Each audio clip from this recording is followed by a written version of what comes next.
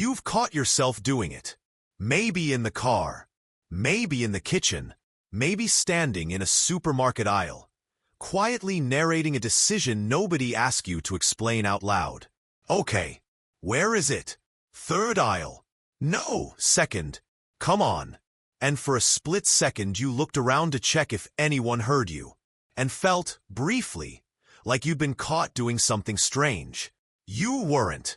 You were doing something ancient, something so fundamentally human that doing it silently, keeping the voice inside your head, is actually the more unusual version.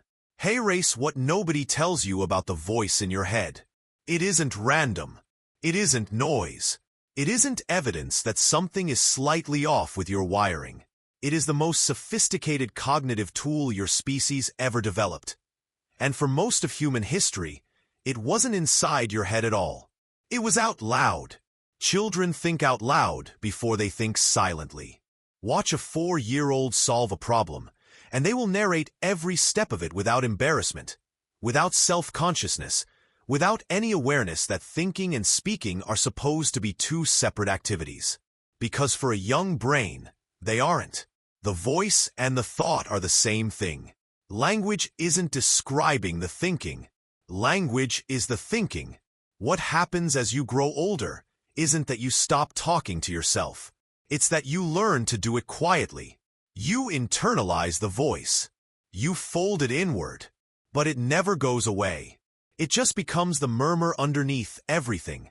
The constant, running, first-person narration of a mind trying to make sense of its own experience. Your brain is dealing with an enormous amount of information at every moment. Sensations, memories, possibilities, threats, social calculations, plans. An avalanche of raw data that needs to be organized into something you can actually use. Language is how your mind imposes order on that avalanche. The moment you put something into words, even words spoken only to yourself, even words whispered in a supermarket, you do something remarkable to it. You compress it. You give it edges. You transform a vague, shapeless feeling into a specific, handleable thing. I'm nervous about this is easier to work with than the unnamed tension sitting in your chest. This isn't working. Try the other way is easier to act on than the wordless frustration of a stuck problem. The self-talk isn't commentary on what you're thinking. It's the structure that makes thinking possible at all.